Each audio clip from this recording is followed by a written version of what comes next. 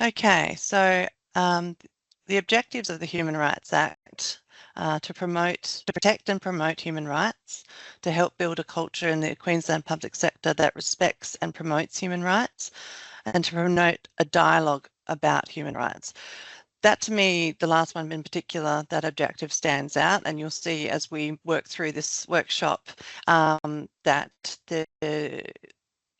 the way that the Human Rights Act is very much based on a discussion model.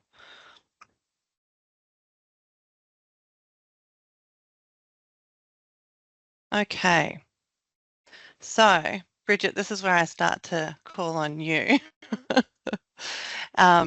But I'll take you through a brief history of how the Human Rights Act came to be. So you can see there, I've put up just a brief timeline at the beginning there and how we've moved through depending on governmental changes, you know, what the sort of current state of politics in Queensland at the time.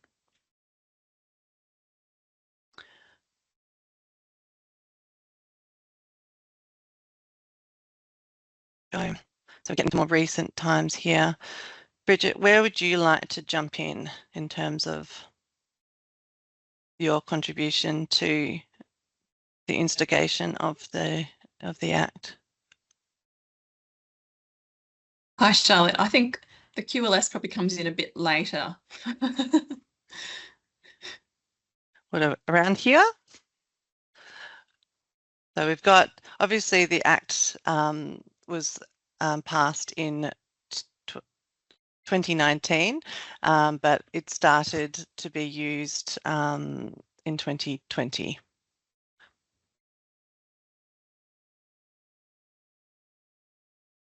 So how did? Sorry, Bridget. Sorry, Charlotte. I'm not sure whether I'm having some tech problems, but would you like me to give a bit of an overview from QLS's perspective in terms of how that evolved? Yes, please. It might be helpful for those joining as well. So my name's Bridget Cook and I'm a policy solicitor that works in the legal policy arm of the Queensland Law Society. And QLS was an active contributor in consultations that have occurred historically. I can kind of, based on what Charlotte said, it is very much contingent upon the political climate at the time, but certainly we've been advocating strongly for an act since around early 2006, or just engaging in the dialogue about whether Queensland should adopt a statutory human rights framework. As the peak representative body for solicitors in Queensland, the QLS were uniquely positioned to provide independent expert insight into the proposed reforms that affected the rights and freedoms of all Queenslanders.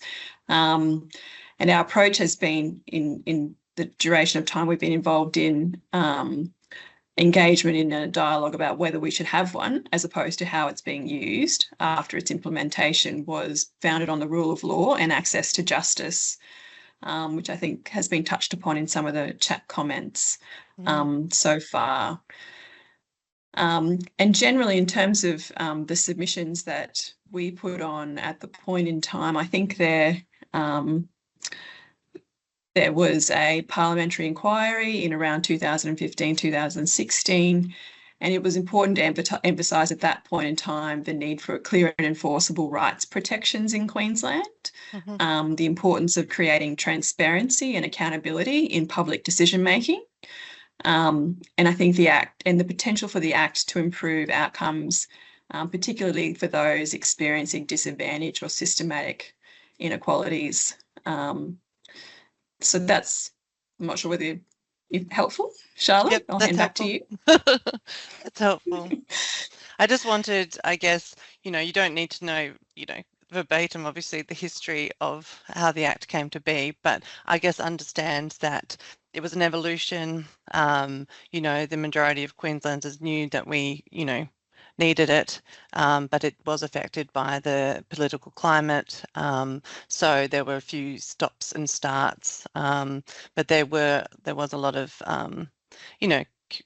consultation and a lot of submissions received. So again, you'll see that in the 2018 timeline spot there's the mention of the discussion model again. So we will get to that further down the line, but I just wanted to emphasise that the importance of that particular model, because those people who were against the Human Rights Act were concerned that the authority of the Parliament would be compromised by people making sort of frivolous complaints and that sort of thing. So the discussion model was proposed to try and mitigate these concerns. Okay. So for those who are unfamiliar, there are 23 human rights that are protected in Queensland. How many of you are familiar with these rights, or maybe some of these rights? Maybe you use these rights in your day-to-day practice now. Maybe you're unfamiliar with some of them.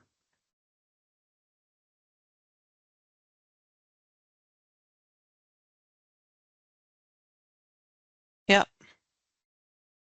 So, and I said, as this is a beginner's workshop, obviously if you don't know anything about the 23 rights, that's completely fine. This is what's this is what we're here for today.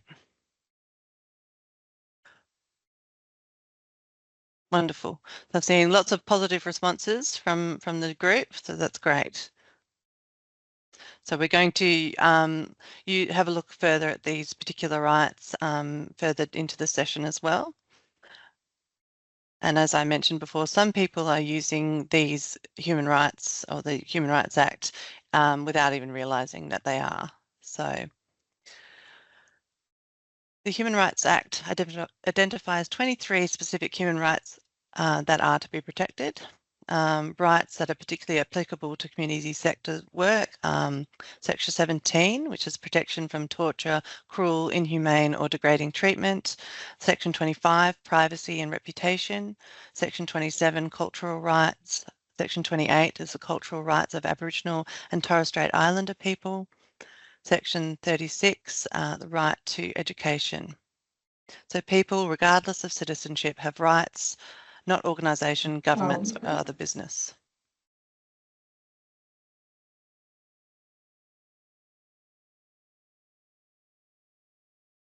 So as I mentioned, all individuals in Queensland have human rights and only individuals have human rights.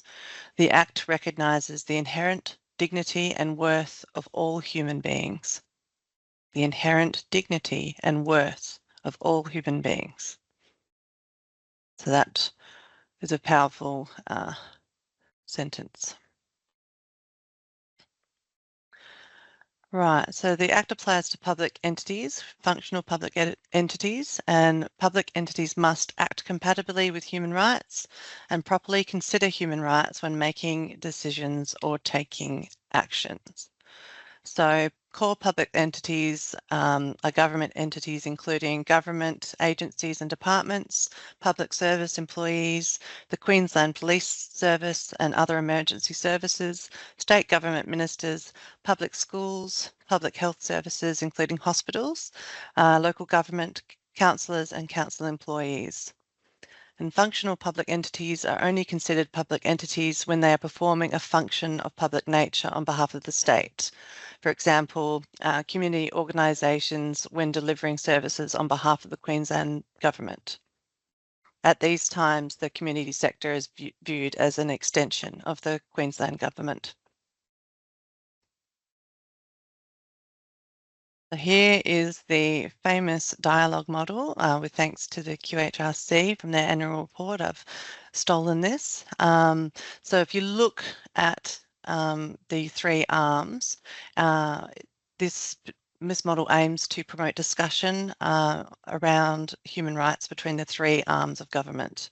So the dialogue model for human rights is aimed at prevention rather than litigation and like an aftermath of, you know, just going ahead and making a decision or creating a policy and then having to deal with the aftermath. So it's looking at how can we prevent possible limitations and of human rights rather than just act afterwards. It retains the sovereignty of the Parliament and ensures that the human rights are considered across the three arms of government. So when Parliament makes laws, when the government applies those laws, and when the courts and tribunals interpret those laws. In Queensland, this approach encourages different parts of the government to communicate about defining, protecting, and fairly restricting human rights. So the dialogue models grant each branch of the government a distinct role to play, in line with the ordinary institutional functions each perform. So Parliament considers human rights when it makes and amends laws, and as I said, public entities when laws and policies are put into action, and the judiciary when it interprets laws and enforces laws. So if you can understand that it's a preventative process, it allows these three arms of the government to communicate and to make sure that, well, to help ensure that human rights are respected when carrying out their particular duties. Right, so we're going to have a little bit of a go. For those who received the reminder email, you would have received a Word doc with 3 scenarios on it. So I've picked one of them, scenario 2. We're going to have a go at looking at which human rights may be applied in this particular scenario. So we've got Mrs. H is a social housing tenant. She's an older Muslim woman who has a disability. She has complained that her neighbours, which are also social housing tenants, harass and intimidate her when she is in her yard. This has included racial slurs, threats of violence and damage to property. Mrs. H has requested a new high fence be erected between the properties. The housing provider has declined the request, stating the current low fence is in reasonable condition and will not be replaced at this time. So the decision that has come back is that the new fence will not be erected. So I just, what can people see immediately that sort of strikes them as problematic? Yeah, cultural rights. Thank you, Andrew.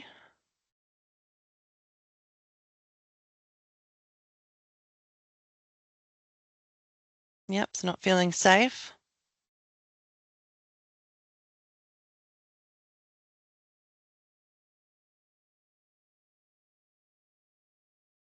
So it's pretty clear there's some standout,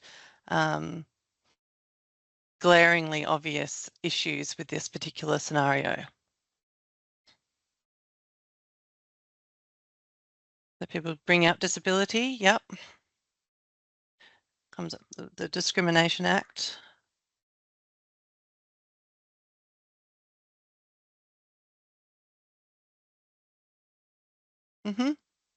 Intersections of gender and disability and race.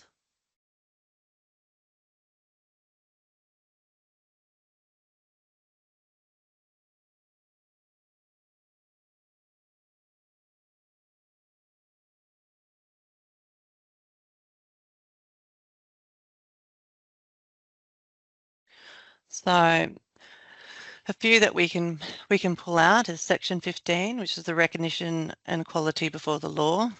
I just showed you the worksheet before where it just sort of gives the sections, but the title of each section, but it doesn't go into more detail. So you can see here Section 15, which has some more detail to it. And you can see every person has the right to equal and effective protection against discrimination. Every person has the right to enjoy the person's human rights without discrimination. Every person has the right to recognition as a person before the law.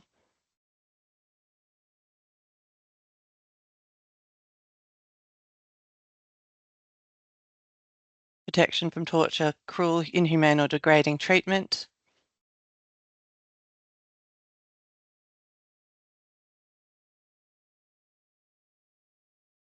The person must not be subjected to torture or treated or punished in a cruel, inhumane or degrading, or degrading way, or subjected to medical or scientific experiment or treatment without this person's full, free and informed consent. So I've highlighted B there.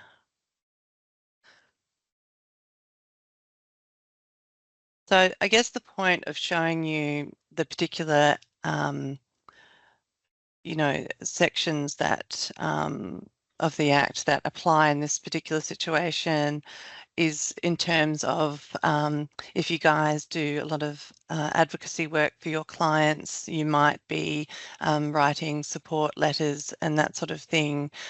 In this situation, if your client was Mrs. H and she was, didn't feel that she had the freedom to exist in her house without being subjected to this kind of degrading treatment and discrimination, that you might be able to put in a complaint or write to social housing and mention the particular human rights that are highlighted here that might, that you can use the human rights language, I guess, to advocate for your client, which I think is really important.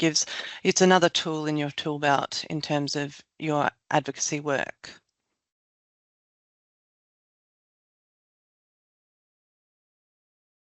So we had somebody before mention cultural rights. So we've got section 27, which is cultural rights. And it talks that all persons with a particular cultural, religious, racial or linguistic background must not be denied the right in community with other persons of that background to enjoy their culture, to declare and practice their religion and to use their language.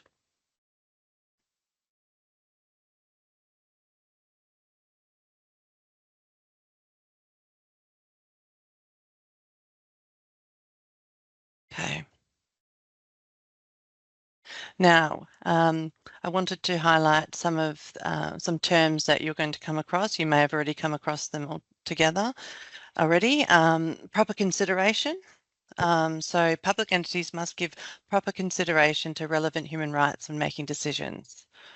So proper consideration requires a decision maker to adopt a common sense and practical approach to identify which rights of the person may be affected by the decision, seriously consider the impact of the decision on human rights, identify countervailing interests or obligations, balance competing private and public interests, assess compatibility with human rights in accordance with the tests under Section 13 of the Human Rights Act. Okay, so when making a decision such as the fence, it is important to have a look at how the human rights are being limited and to what benefit what is the benefit, I guess, of denying the fence. Under the Act, compatible with human rights means an act or decision does not limit a human right or limits a human right only to the extent that it is reasonable and demonstrably justifiable. So the Human Rights Act places obligations on public entities to be compatible with human rights when acting or making a decision.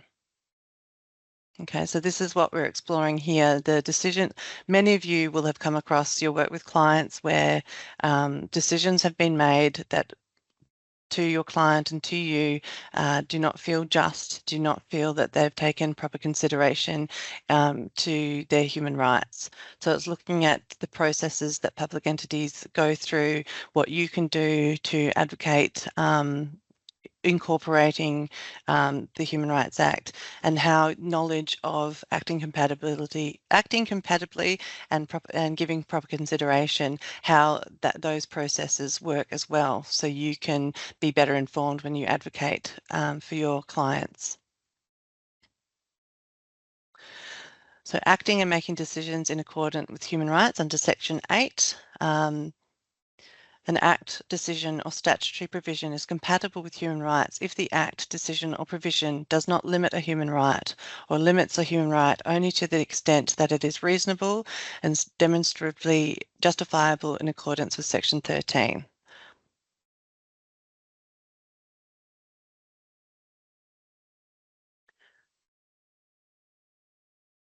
Alex, did you want to add anything about proper consideration, compatibility? Yeah, I mean, I think, hi everyone, it's Alex Sorry, here. this is Alex Ladd, who's kindly donated his time. Alex comes to us from the Caxton Legal Centre. I guess some points just broadly I'd make as well, just to contextualize, I guess, just the utility of the Human Rights Act compared to other pieces of legislation. I know in many community sectors, workers may feel a little bit unsure about whether, resorting to legal sort of jargon is helpful, but I think the Human Rights Act is a really novel piece of legislation. We're still sort of coming to grips with it in Queensland, and there isn't a lot of jurisprudence on it. But ultimately, it's a great tool to use because it is a good stick to use against public entities. So in this context, Department of Housing and some of those government-run housing providers, it's really helpful to put in writing identifying the relevant rights and linking that to your concerns, because they do need to give proper consideration to it.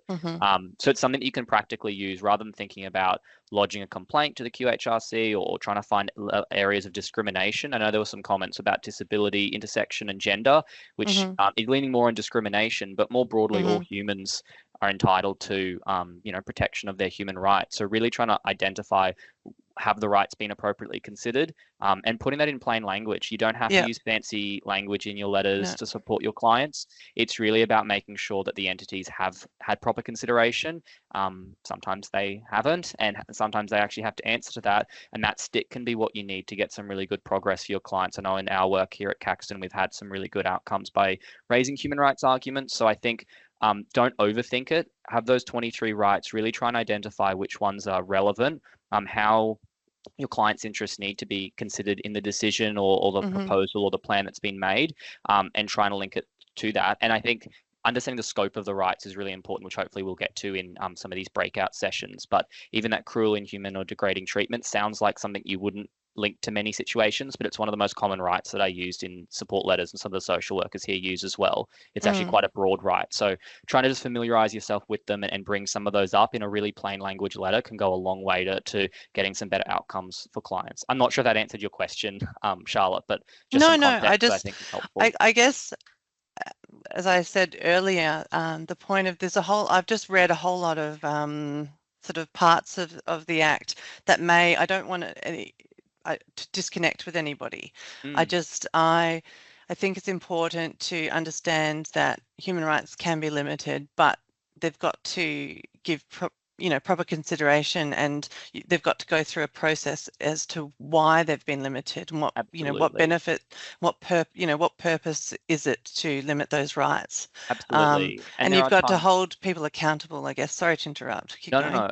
I was just going to say, I think as well, sometimes when human rights arguments are raised, obviously we want there's obviously a key outcome we're seeking for our clients or for other people that we're supporting, but sometimes these human rights arguments can lead to some really big concessions as well. Obviously we want the end goal to be the ultimate, aim that we're trying to achieve, but trying to get those concessions, whether it's trying to improve, maintenance, whether it's trying to improve, say, fencing issues in social housing, or whether there's even accessibility issues, the Human Rights Act, alongside parking some of the discrimination arguments, the Human Rights Act can be a really effective tool to use in support letters or support conversations you have with clients to try and improve the situation that they're in with housing. Have you come across a similar scenario to Mrs. H? Have you come across a fencing situation looking at racism and that sort of thing? It's a lot of intersectional issues come up. I work specifically supporting older people, so there's a lot of intersection with disability, age, and even gender. So I've had certainly we've had some support letters within our team as well, identifying a lack of supports or a lack of accessibility, whether it's stairs related issues, whether it's all sorts of structural issues with housing. whether it's also damage through natural disasters as well. That's quite a lot of work in terms of advocating to housing providers. If if there's leaks, all sorts of things that can cause health issues, can cause issues as well. Privacy and reputation is another right that often gets brought up in housing type issues. So I haven't had a specific fencing one, but certainly other various issues with housing. It's a really, really good tool, the Human Rights Act. And I think as much as it's easy for a lawyer to say it's user friendly, I think if you focus on the core parts of it, and this workshop hopefully will go through that more in these breakout sessions, but focus on the 23 rights, focus on what needed to be considered, think about what the purpose of the decisions that are being made, but really advocate, try and outline exactly what the concerns are, what you're trying to achieve, and how you believe that your clients' rights haven't been considered.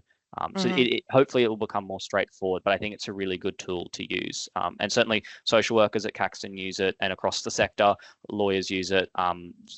People from all different walks of life, I think hopefully will feel more comfortable to use it. It gives more weight to your argument and to your advocacy. So I think, rather than being, some people may be a bit, frightened that they're not lawyers and they don't know this and they don't know that, but it's not about that. It's about just adding another tool to your tool belt in terms of getting the best outcomes for your clients and learning about all the processes that go on when the Act is being used. But as lots of people have pointed out, there are other pieces of legislation that get brought in to this discussion, but we're just kind of keep focus for this particular workshop, acknowledging that it's, there are complex matters and other pieces of legislation, but for the purpose of this workshop, we're just going to sort of stick to exploring the Human Rights Act. So do you have any, in terms of assessing for compatibility with human rights? So this process is something that your social workers at Caxton go through, Alex? I think in terms of assessing compatibility, I think it's a really helpful way to sort of maybe try and attempt to understand how they will respond. I think it's something that's you can really identify what the rights are, how they may have been limited, but identifying as well what the rationale, the purpose of everything that is. It's more of a background process. The support letters are really focusing on advocating for your client, but understanding as well. And I guess road testing a little bit of the reality of, as people have identified, there's a lot of different pieces of legislation involved, but sometimes it is good to sort of understand how the public entity or the housing provider might respond. But it's more of an informal, or it's a formal process that happens, but it's not something that is provided within the support letter. I think the support letter is more focusing on the advocacy, identifying the rights, but the compatibility is more something that, that's how they will likely respond in reasons. The department or other housing providers might respond in written reasons as well. Yeah. And it's, I think it's just important if you get a decision back, that you understand the process in which, what they've used to reach that decision. Yeah, exactly. And it doesn't have to stop at a support letter. There are other means then of escalating that, but it is always good to try and advocate directly with the provider in the first instance and see how they respond. And sometimes that is enough to get some action or something, to get some of those concessions, as I was talking about as well, to try and improve the position of your client as well. Yeah. Wonderful. Thank you, Alex. Bridget or Matilda or Erica, do you have anything that you'd like to say at this point? I was just going to add and not basically echo some of those great points that Alex and you've raised, is that, and what's been Stacey's popped in the chat there, which is that Queensland is in the early stages of developing its own unique human rights jurisprudence. And so based on my experience with speaking with QLS members and members of our Human Rights and Public Law Committee, it's completely normal and common to feel a bit cautious when applying the Human Rights Act in your day-to-day roles. Victoria's experience was there was a very slow uptake, I think, in that human rights litigation and agitating those spaces. But it's important to remember that the most rights are quite familiar, I think, and exist in the common law. And as you've all very comprehensively pointed out when going through the scenario what the rights are, that engaging with that act is just a different way of agitating them and a different tool, like Alex said. Yeah. Thank you. Yeah, and just to, I mean, I often think about human rights as being, before we had human rights, the question was really, can you do this question? Can you do this thing to this person? So is it lawful? If so, you can just make a decision. Yes, I can either raise the fence on that housing property, or I cannot. So that, do I have the power? And I'll just decide. Whereas now it's a much deeper question of, should I do that? You know, what are all the factors that I should be taking into account in making that decision about that fence? And this is that they are the sections that, you know, this that we're talking about here, about why would I be raising or not raising that fence? Is it connected to the connected? And yeah, I take the point in the comments about the word rational, but I guess what the question there, is it connected to the purpose? So I say I'm raising this fence to promote safety. Is it actually going to do that? Is that a realistic thing? Is it necessary? And is it fair and balanced on all the factors? So yeah, it's a really it's a much better framework for decision making, and decision makers who use a human rights framework can be much more confident in their decisions and in the quality of their decisions. Yeah. Yeah, thank you, Matilda. Matilda joins us from the Queensland Advocacy for Inclusion. I really appreciate you joining us here today, Matilda. Thank you. So just briefly, we're sort of approaching the time for our breakout rooms. So we talked about some rights are limited. A human right may be subject only to reasonable limits that can be demonstrably justified in a free and democratic society based on human dignity, equality and freedom.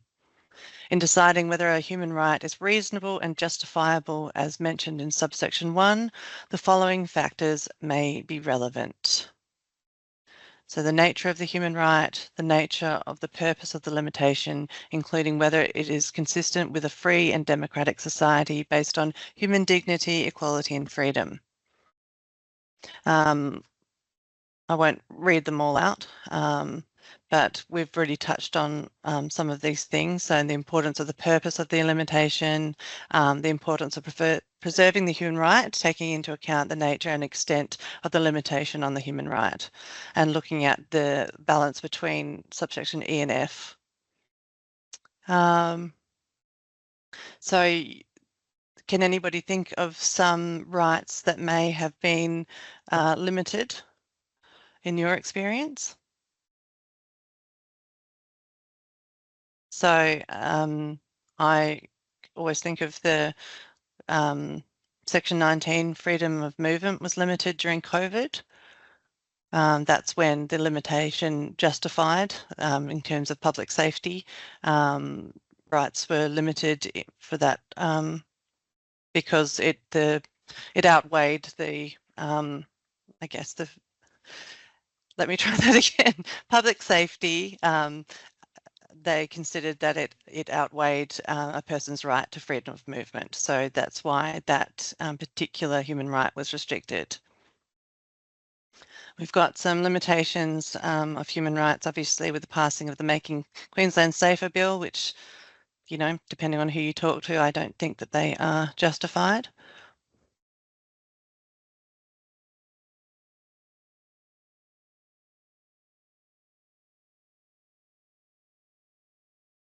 Person's right to accommodation due to no homes being purchased. So we're talking about, yeah, safety and that sort of thing.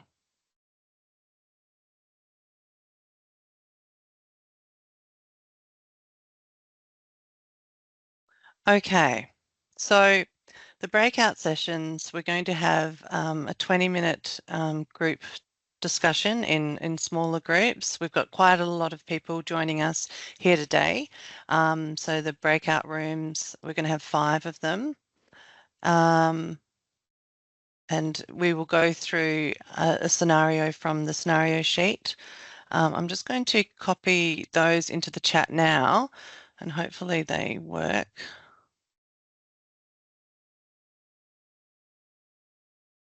Can people have a go and see if that they can access those resources?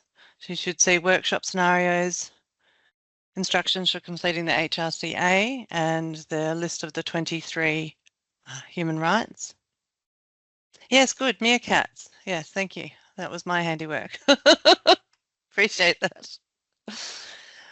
They're in a group. They're a group of meerkats. So in this scenario, you'll have a go at, so you'll look at scenario 3 in the scenario sheet that I've put up for everybody, and you'll be using the Queensland Human Rights Act to have a go at identify what rights are being engaged. Okay, so we're going to keep it nice and simple. Just have a look at the scenario and have a look at what rights you think are being engaged in this particular scenario. Then we're going to come back and share as a group our thoughts around this particular scenario. Okay, time to break out, and then you'll be brought back after 20 minutes. Hello, I've just seen that there are a few of you still not in a breakout room. I think it's because your functions aren't set up to allow you to join a breakout room. If anybody can, Peter and Marion, if you're out there and you can hear me. You may have stepped away from your computer. Join room. I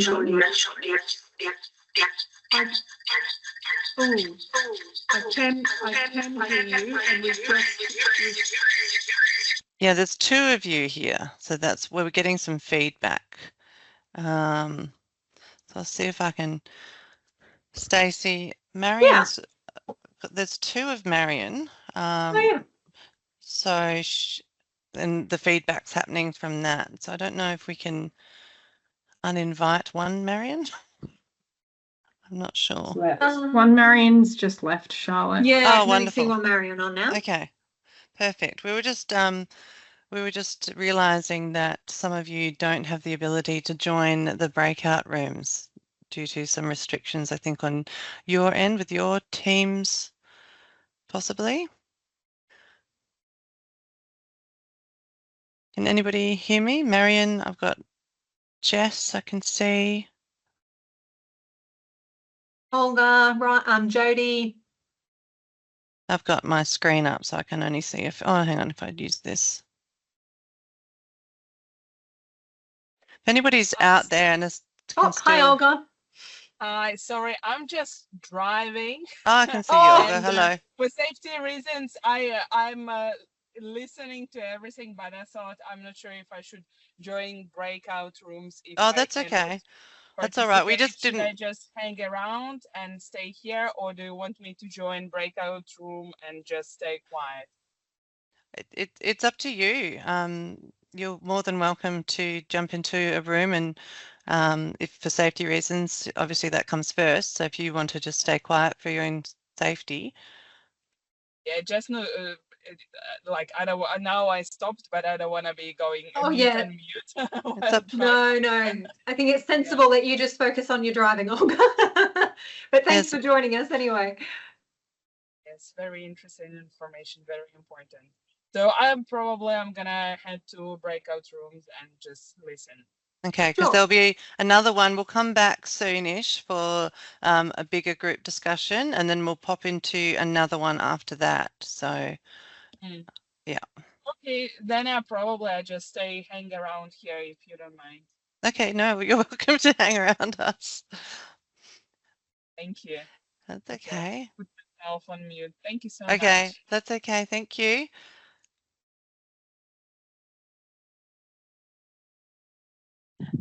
Hi, it's Jodie Ryan. I just actually had the availability to join in, so that's why I haven't gone into a room yet either. So I'll just wait until everyone comes back, if that's okay. Yeah, sure. Thank you.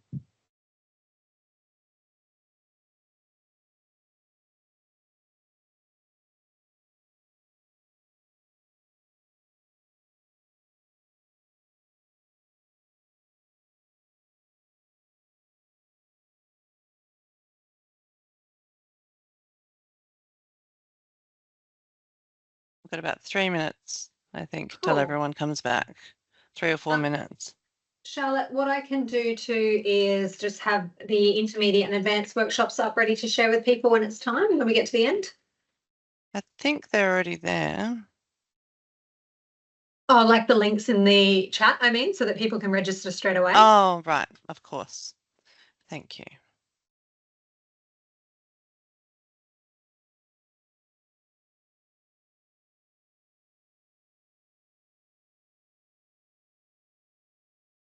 And I'll also put the survey up since we've still got a little bit of time for that. Yeah, Jono's actually put it in towards the end too. Oh, lovely, with the QR code. Let me see. I didn't see it before he popped it in.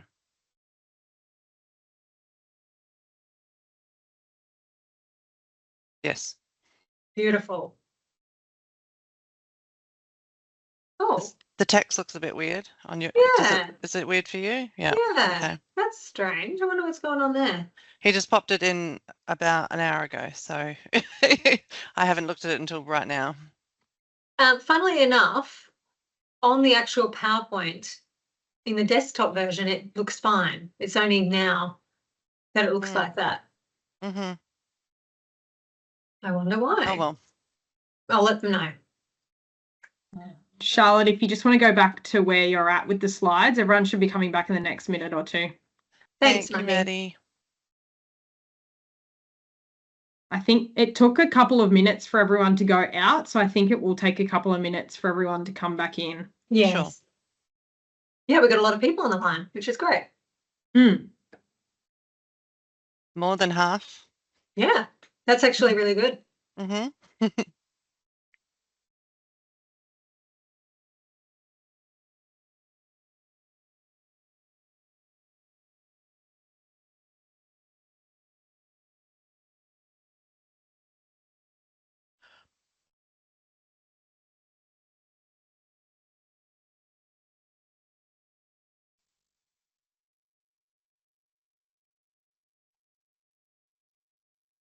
Oh, 70 something. Hi, Charlotte. The rooms are closed now and everyone should be back in the meeting. Thank you, Maddie. Welcome back, everybody. How did you find that? I wasn't, unfortunately, able to be part of the breakout rooms, and that was a technical issue on our end. So I wonder if some of the facilitators from the breakout rooms or any of the participants in the chat can put in some of the things that they found, or the facilitators could jump on in the meeting and talk about the rights that were identified by the group. We had a really great discussion in my breakout room. Yeah, there were lots of really great suggestions for rights that perhaps have been interfered with in this scenario. I think, interestingly, one of our participants also identified that there might be a discrimination claim that could be brought perhaps in this scenario as well, which I was really impressed with because it's a little bit outside of the Human Rights Act that we're looking Discrimination at Act, yeah. Yeah, and I think Section 15, subsection 2, so Section 15 of the Human Rights Act is about recognition and equality before the law, and subsection 2 says every person has the right to enjoy the person's human rights without discrimination. So I think, yeah, that's quite a broad right, as someone in our discussion pointed out, and I think that's what perhaps prompted people to think about perhaps maybe there's a discrimination claim here as well. Yep. Did we talk about the Section 28 at all? Oh yes, yep. We talked about other rights too. Yep, we did. Section 28 was one of perhaps the most obvious ones, and I think it's probably the strongest argument in terms of any breach of rights under this Human Rights Act. Some other ones that people mentioned were Section 37, right to health services, and Section 36, right to education. So that was in relation to Harry's attendance at the local school.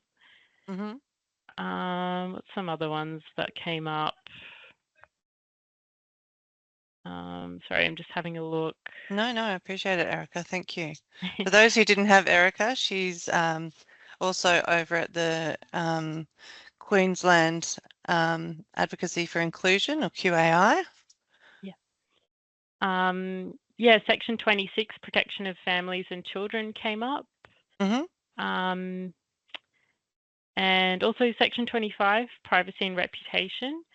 So that one is perhaps more about a person having the right not to have their privacy, family or home interfered with. More so that than the part about a person's reputation. Property rights came up as well, and freedom of movement under Section 19 also came up as well. Yeah, so it's basically pretty much a all whole, of them that we covered. Yeah, a whole load of of human rights breaches there, or limitations. Yeah. And sorry, keep going, Erica. We also had a discussion about which ones were perhaps more, whether there's some that might be a bit more on the fence or a little bit more difficult to argue are relevant to this scenario. But I mean, my advice would be to just look at all of them and consider whether they can be relevant to the scenario. Yeah. So if people out there, thank you, Erica, sorry to cut you off, but if people who are working in and come across these scenarios in their workplace, what would maybe some of the next steps you would take after having a look at the decision, which was to issue a notice to leave? What would your next, maybe your next steps in terms of being met with this scenario, what would you go about doing next? If you could just pop some answers in the chat function, that'd be great. And I guess I'd also want to understand from you all whether that you felt that this was a process that you could help your colleagues with, and if there were any sort of, how easy was this to look at the particular scenario, turn it into a scenario that you have come across in your workplaces, and how easy this would be to, identify those rights that correspond with that particular scenario or one that you have in your workplace. Charlotte, if I can just jump in, just one reflection we had in my group. My group was really engaged and we had some really good discussions, and similarly, the rights were identified as well. And I think 2 points that I made to my team, my group, we're a team now.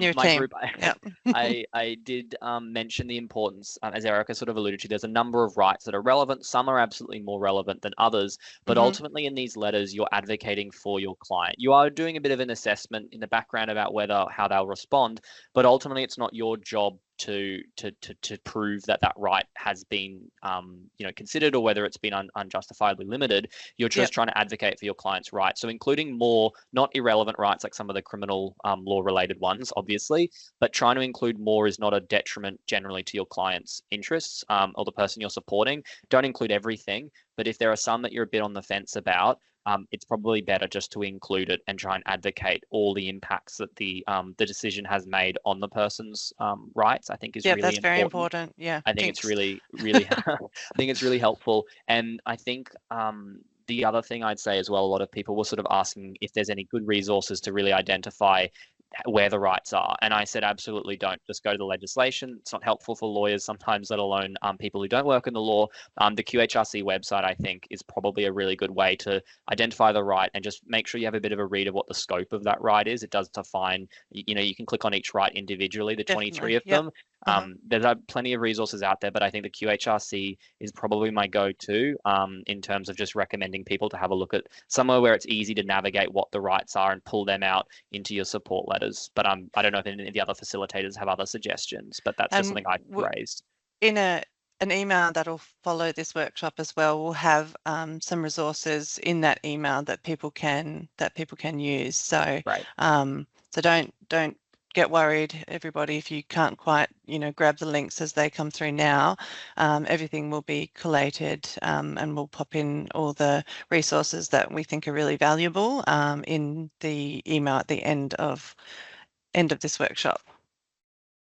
But thank you for raising those points, Alex. That was really helpful, because we do definitely need to look at, the impact of those unjustifiable limitations on the human rights. Making that connection and making that understood is super important. Oh, thanks, Matilda, for popping the QHRC link in, so everybody can. It's in the chat function now. You can make a grab of that if you want to. That's a really good resource. Okay, does anybody else have anything to add? We're about to go into our next breakout room, which I will bring out the next slide now. It's penguins. Everyone get really excited about this. It's our group discussion now on the human rights compatibility assessment. So we looked at that briefly in my long spiel at the beginning about the process of that you go through to have a look at whether a human rights is compatible. All right, so same sort of process. You'll get the same facilitator, I think, and then you'll go through. I put the compatibility sort of process. I've linked it before for those who have those links. Maybe I'll try and link it again.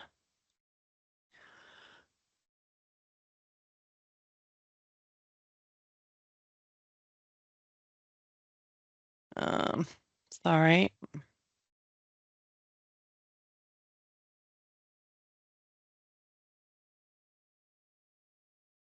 So I've put up a link in the chat for the instructions for completing a HRCA.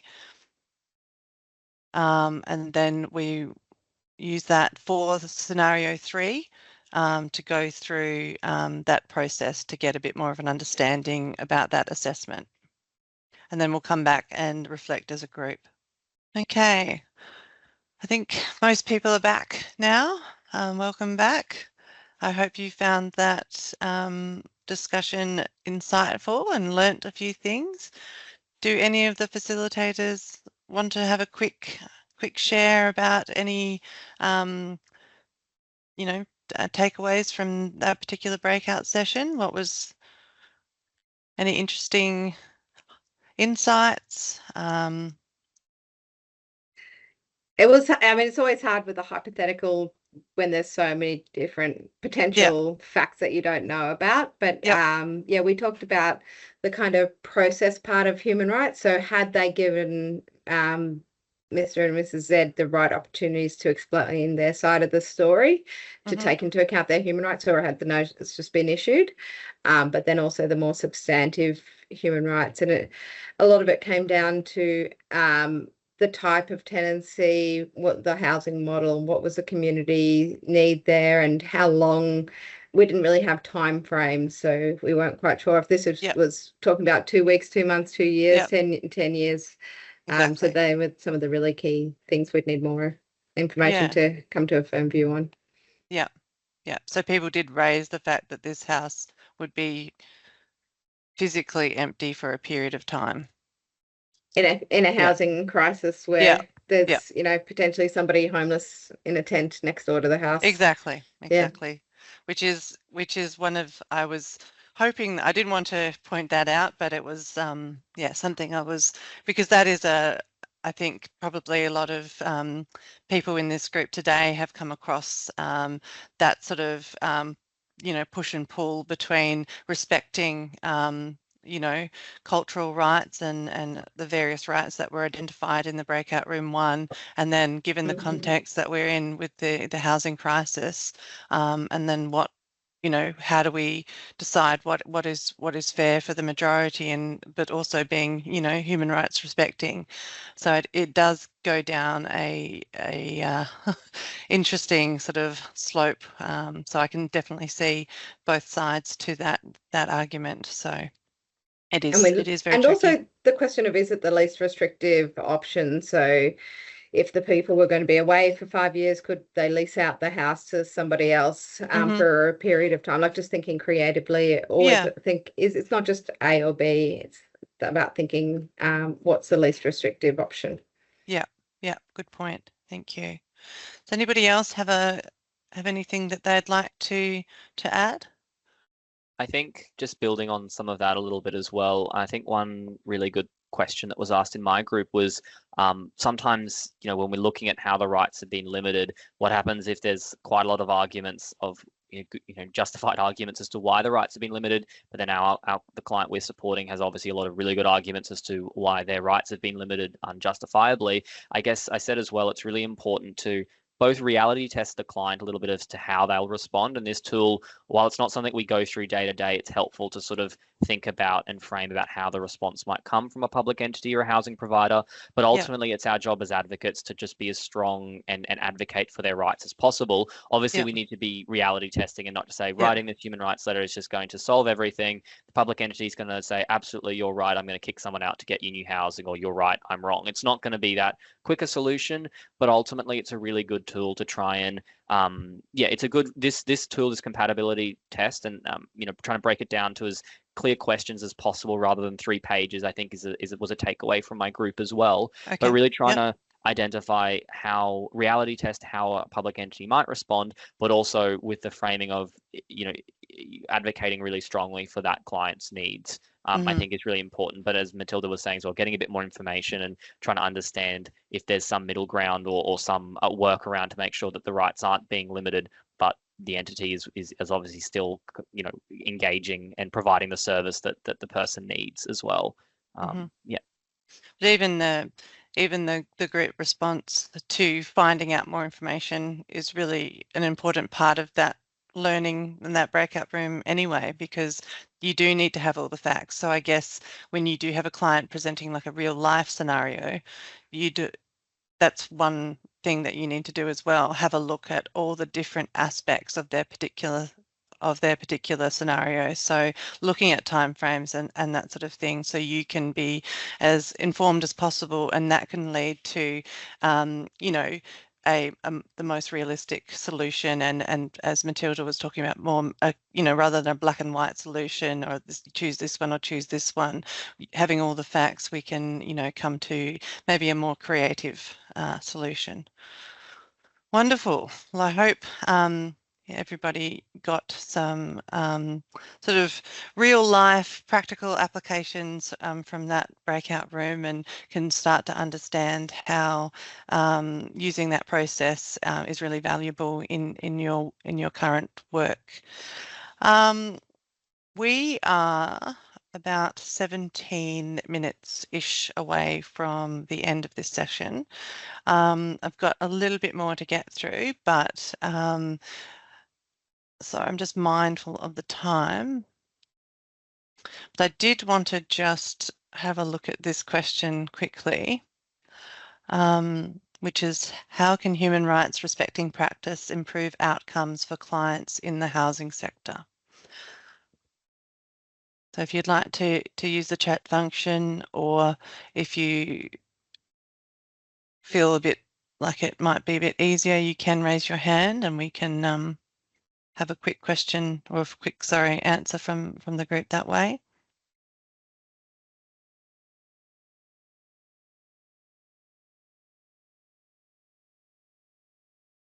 And this, I guess, Stacey, if you're around too, we can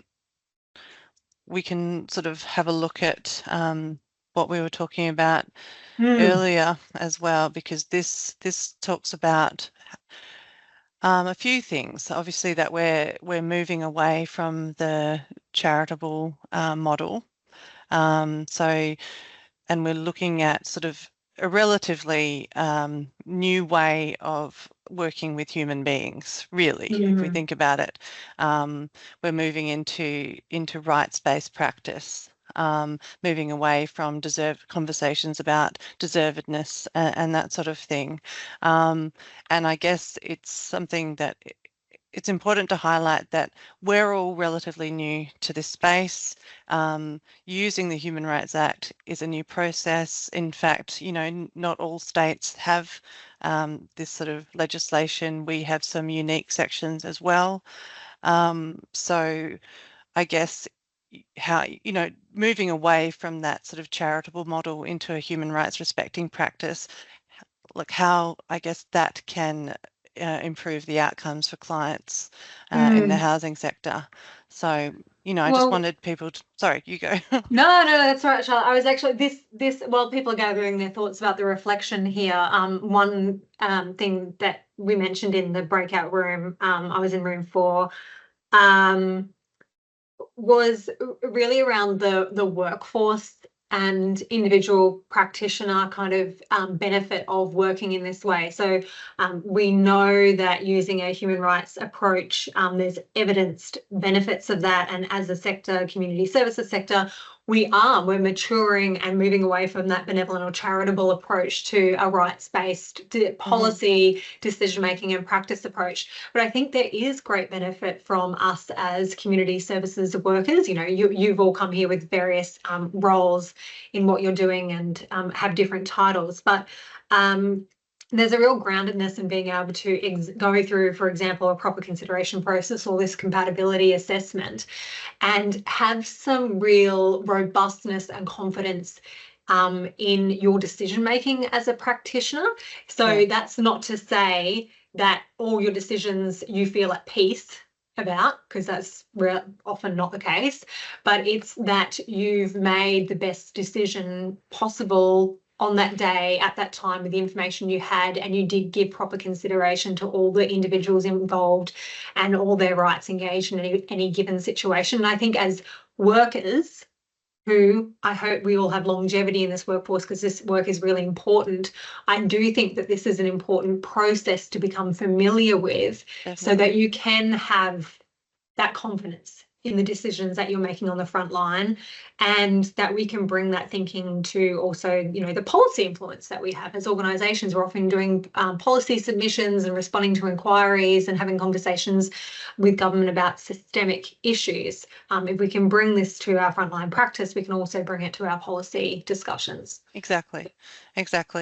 And as Di's pointed out in the chat, that it sort of gives some relief from the heaviness of the decisions, because we're talking about worker burnout as well, and you're often met with impossible situations in this industry. So having something that you can give some weight to and sort of hold on to, I don't know, for comfort or for reassurance, I guess, in that process, that you know that you're doing everything you can to respect human rights, and that can give you some real sort of peace of mind, I guess, as much as you can in this industry. And it's important too that people know, and there's some great comments in the chat now, and Natalie, I see you've put your hand up. I think it's really important. This is the beginner workshop, so I'm assuming that some of the people here in the workshop today are kind of quite new to thinking about how to apply the Human Rights Act to their work. It's really important to know that, you know, Queensland is fairly young in its adoption of the Human Rights Act and implementations of the Human Rights Act. So we need to be you know, I guess kind to ourselves as the workforce in how we're learning to apply this. And if we look at other jurisdictions who've had a Human Rights Act for quite some time, a lot longer than us, that's the ACT and Victoria, you know, if you speak to workers and policymakers in those jurisdictions, it does take time for this to filter through and for you to see systemic shifts in the way that we approach human rights and support human rights. Natalie, I can see you've got your hand up. Oh, sorry. I guess my only concern with the human rights, the Queensland Human Rights Act, of course, is that it only contains certain human rights that Australia has signed up to. So I guess I just wanted to make that point that, of course, there could be rights such as the right to adequate housing that aren't in the Queensland Human Rights Act, as we know. that, again, someone might already have that idea in their head, well, isn't that a human right? And of course it is a human right, but it's not in our Queensland Act. So I guess that's just something I wanted to sort of comment on, in terms of that we're just using those cherry-picked rights that are in the Queensland Human Rights Act. We're not using all the human rights that Australia has signed up to, but of course it's signed up to at the federal level, not the state and territory level. So unless we had a federal Human Rights Act that incorporated all of that, you know, it's still not, you know, the Queensland Human Rights Act is not sufficient, I guess, is just what I'm saying. So I just wanted to make that point. Yep. No, I understand.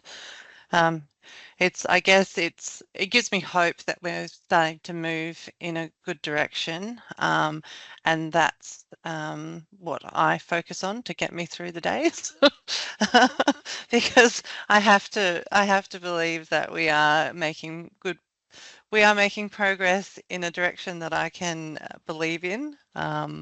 Otherwise, it's super hard. I've spent many, many years in service delivery, so it's, yeah, without that sort of hope, I think that we would fall into a pile.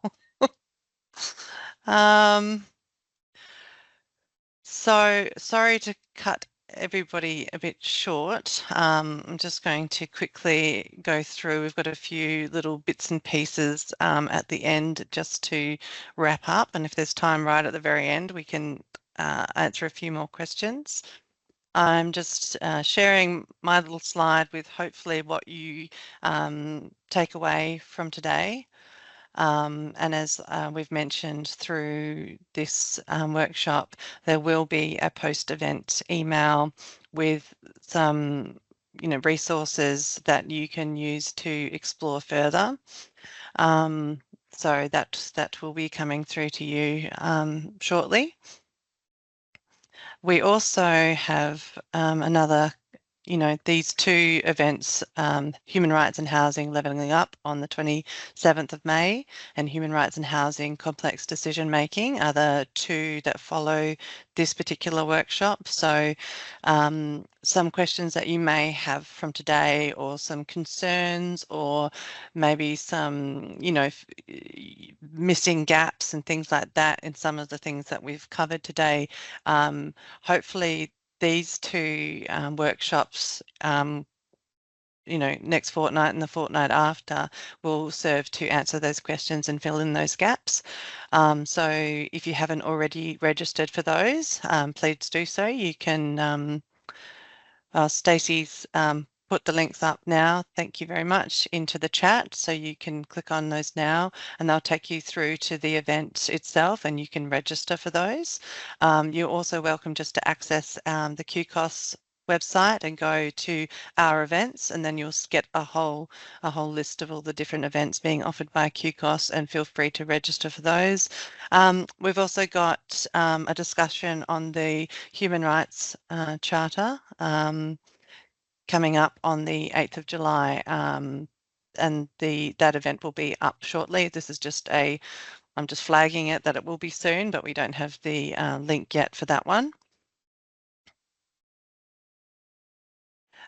We'd also love it if you could have a go at completing the QCOSS Community Sector Survey. It's a really good opportunity. I think we do it every year, Stacey? I'm fairly new to QCOSS, so this is... Yes, yeah, we do it every year, and it's important that we get a good volume of responses because obviously from an advocacy perspective, as many of you would appreciate, it makes a big difference if we can say 2,000 organisations said this versus 200 organisations said this. And it's important to know too that the survey is relevant to any level that you're working at within an organisation. So if you're CEO, manager, or a frontline practitioner, we're really interested in your views. There's lots of things to respond to there. Things like your qualifications, like what kind of supervision you get, what the workforce is like, what it's like to work in the community services sector. Really important advocacy piece so that we can ensure that the next year's, not only this year's state budget, but actually we're starting to think about next year's state budget really reflects the support that you need as a sector. Yeah, so super important. If you can take a few minutes to complete that survey, that would be amazing. We would appreciate that, and the whole community sector benefits from that too. Another wonderful thing that we're doing, the survey ends. I'm sorry that the text is a bit funny. It ends this Friday. If the text is funny for you too, but it's funny for me on my end. So ends Friday the 16th of May, which is this Friday. We've also got our conference coming up, the Changing State Conference, which is going to be a fantastic event. This will be held on between the 25th and 27th of November at the Brisbane Convention and Exhibition Centre. So just flagging that this would be a really good conference to take part in.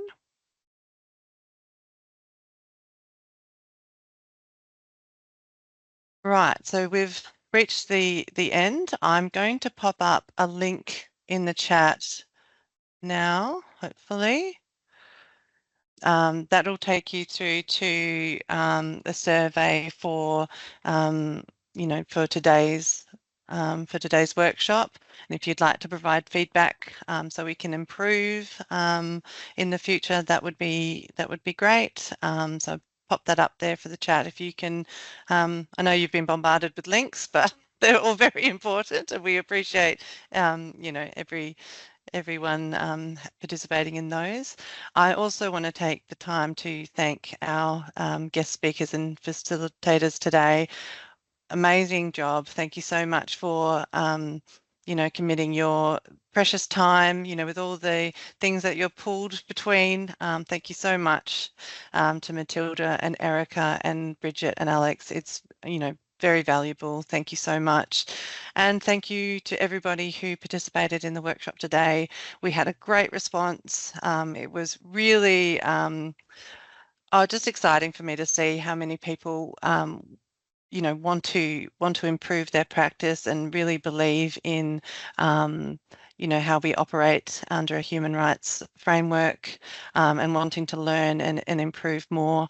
So thank you for very much all your valuable contributions and doing our breakout rooms. It's honestly been a really great workshop from my perspective, and very much appreciate your participation. So yes, look out for that email with all the resources. Make sure you register if you're interested for the next 1 or 2 workshops, however you feel that you want to connect, and we look forward to seeing the future. I might just jump in there, Charlotte, Sure. and just say, for anyone who is wondering about the next workshops, we have really intentionally designed them to be stackable, as in if you've participated today and you would like to go a bit further, please come along to the next one. You certainly don't need to be really proficient in your understanding and use of the Human Rights Act. We'll be in both the intermediate and the advanced workshop, really building on what we've discussed in the last workshop. So if you'd like to come along to the next one, I really recommend that you do that. We'll be doing things like looking at Queensland Human Rights Commission and how they look at complaints. That's a really interesting one for community organisations, I think, who have maybe assisted a client or service user through the complaints process. Lots of different things to examine, as well as the intersecting frameworks that you all use in your work. So we'd be really pleased to see there. Thanks, Charlotte. That's okay. Just to answer Angelique's question, the recording, we've recorded this, but due to the breakout rooms, we'll just see how we go, but hopefully that will be sent to the email I keep blathering on about, the post-event email with all the resources. That'll have the slides that I've presented today, so you can see your meerkats and penguins again, and it should also have a link to the recording if we can cut it so it's, the breakout rooms are not too intrusive, but that shouldn't be a problem. Okay, and if there's any other, my email address is up there if you want to, if you need that for any reasons. Otherwise, we hope to see you at lots of our events coming soon. Thanks, everyone. Thank you.